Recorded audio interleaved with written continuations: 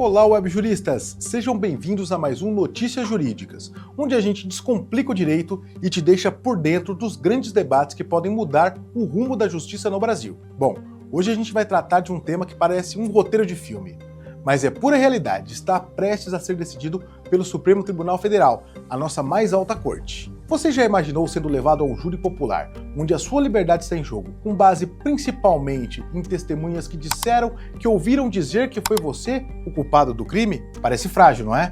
Pois é exatamente essa a discussão do recurso extraordinário 15.015.24, que virou o tema 1392 de repercussão geral no STF.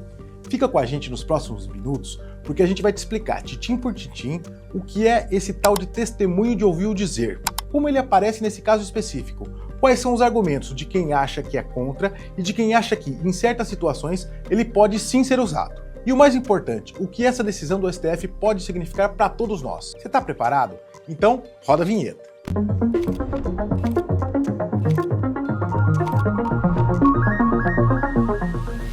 Para a gente entender essa história toda, precisamos primeiro clarear alguns conceitos. Vocês já ouviram falar em hearsay testimony? É o termo em inglês para o nosso velho e bom testemunho de ouviu dizer, ou, como alguns chamam de forma mais popular, o famoso disse-me disse. Basicamente, é quando uma testemunha vai depor num processo, mas ela mesma não viu nem ouviu diretamente o fato criminoso acontecendo. Em vez disso, ela conta algo que uma terceira pessoa lhe disse. Por exemplo, eu não vi o João roubando, mas a Maria me contou que viu. Nesse caso, o depoimento da testemunha sobre o que a Maria disse é um testemunho de ouviu dizer. Maria é a fonte original, mas quem está depondo é uma outra pessoa, repetindo o que soube.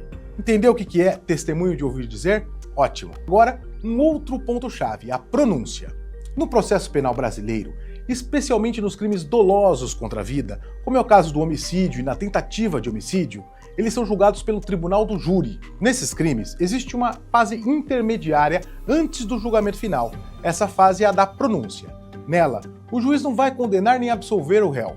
A função do juiz aqui é fazer uma espécie de filtro. Ele analisa as provas que foram coletadas durante a investigação e instrução processual e decide se existem indícios suficientes de autoria, ou seja, se há uma probabilidade razoável de que o acusado tenha cometido o crime, e a prova da materialidade do delito, ou seja, se o crime de fato aconteceu.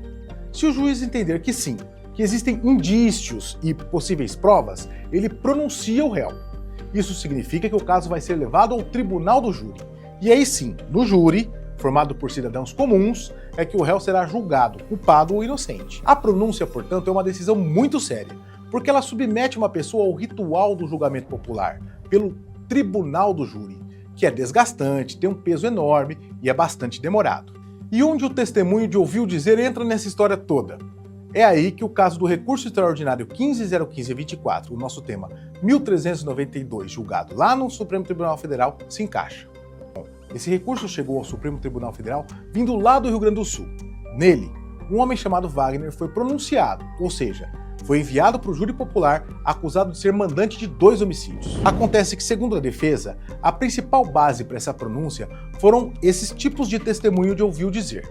Por exemplo, a esposa de uma das vítimas teria dito que ouviu dizer que a motivação do crime seria um envolvimento amoroso. A mãe de uma outra vítima também teria relatado que ouviu dizer que o réu havia feito ameaças por telefone. Nenhuma delas presenciou diretamente os fatos que ligariam o acusado aos crimes como mandante, mas trouxeram informações que obtiveram por terceiros. A defesa do réu, feita pela Defensoria Pública do Rio Grande do Sul, argumentou que esse tipo de prova é muito frágil para sustentar uma decisão tão grave como a de pronúncia.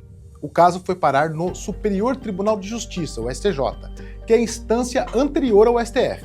E o STJ concordou com a defesa, concedendo um habeas corpus ao réu, entendendo que a pronúncia não poderia se basear exclusivamente em testemunhos de ouviu dizer. Inconformado com essa decisão, o Ministério Público do Estado do Rio Grande do Sul recorreu ao Supremo Tribunal Federal. Para o MP, a decisão do STJ estaria equivocada, e é aí que essa discussão ganha importância nacional. O STF, através de uma decisão do ministro Flávio Dino, que é o relator do caso, reconheceu que a questão tem repercussão geral. Isso significa que o que for decidido neste caso vai valer como orientação para os juízes e tribunais do país inteiro em casos semelhantes. E a discussão ganhou ainda mais corpo com o pedido da Abracrim, Associação Brasileira dos Advogados Criminalistas, para participar do processo como amicus curiae, uma espécie de amigo da corte, que pode fornecer subsídios e argumentos para ajudar os ministros a decidirem esse caso tão complexo. Então, temos um embate muito claro. De um lado, a defesa e muitos juristas argumentam que o testemunho de ouvir dizer, por si só, não é confiável o suficiente para mandar alguém para o júri. Vamos entender melhor esses argumentos. Quem é contra o uso exclusivo do disse-me-disse para pronunciar um réu, levanta pontos cruciais. Primeiro, a fragilidade da prova. A principal crítica é a falta de confiabilidade. A informação original pode ter sido distorcida, mal compreendida ou até mesmo inventada ao passar de boca em boca. É como a brincadeira do telefone sem fio, você se lembra? A mensagem final raramente é igual à original. No processo penal, onde a liberdade de alguém está em jogo, isso é extremamente perigoso. Segundo argumento, a violação do contraditório e da ampla defesa. Esses princípios são sagrados na nossa Constituição. Se a testemunha que está depondo apenas repete o que ouviu de outra pessoa, a defesa não consegue confrontar a fonte original da informação. Não dá para perguntar, para testar a credibilidade daquela primeira pessoa que supostamente viu ou soube do fato. Isso limita muito o direito de defesa. Terceiro argumento, o risco de injustiças. Basear uma pronúncia em boatos ou fofocas aumenta drasticamente o risco de levar um inocente ao tribunal do júri. E como dissemos, só o fato de sentar no banco dos réus já é uma pena por si só. Quarto argumento, a falta de previsão legal e a exigência de prova segura. O Código de Processo Penal, no artigo 413, diz que o juiz pronunciará o réu se estiver convencido da materialidade do fato e da existência de indícios suficientes de autoria. Muitos juristas, como Guilherme Nutti, Gustavo Badaró e uma vasta jurisprudência do STJ, entendem que o ouviu dizer isolado não alcança esse patamar de indício suficiente. Não é uma prova robusta, é um relato de segunda mão. Um artigo muito interessante da revista da Escola Superior da Magistratura do Estado de Santa Catarina detalha bem essa linha de pensamento, citando diversos autores e julgados do STJ que rejeitam a pronúncia baseada apenas no hearsay. O próprio STJ, em casos como o agravo regimental no habeas corpus 868-253, tem reforçado essa posição. A Associação Brasileira de Advogados Criminalistas, por exemplo, ao pedir para ingressar no caso, defende que a pronúncia exige responsabilidade e fundamentação em provas válidas e seguras, e não apenas em relatos indiretos ou elementos colhidos unicamente na fase de inquérito, sem o devido contraditório judicial. Bom, por outro lado, existem argumentos e situações que colocam pimenta nessa discussão, defendendo que, em alguns casos, o testemunho de ouviu dizer não pode ser completamente descartado, ou que essa questão merece uma análise mais profunda pelo STF. Agora nós vamos entender quais são os argumentos de quem defende esses meios de prova. Bom, o primeiro argumento é a necessidade de uniformização pelo STF. O próprio ministro Flávio Dino, ao admitir a repercussão geral, destacou que é importante que o Supremo defina limites da competência do Tribunal do Júri e a legitimidade desse tipo de testemunho de ouviu dizer, aqui no Brasil. Ou seja, o STF precisa dar uma palavra final para orientar todo o sistema de justiça. Segundo argumento, contextos excepcionais do crime organizado e o temor das testemunhas. Esse é um ponto muito sensível. Em muitos casos, envolvendo organizações criminosas poderosas, muitas vezes as testemunhas diretas são ameaçadas, coagidas ou até mesmo mortas. Nesse cenário de extremo temor, o testemunho de ouviu dizer pode ser o único fio de esperança para iniciar uma persecução penal e levar os responsáveis à justiça. O Superior Tribunal de Justiça, por exemplo, no julgamento do agravo regimental 2.598/643, lá de Minas Gerais, admitiu a pronúncia com base em testemunhos indiretos em um contexto de organização criminosa, onde os meios impostos aos moradores dificultavam a obtenção de provas diretas.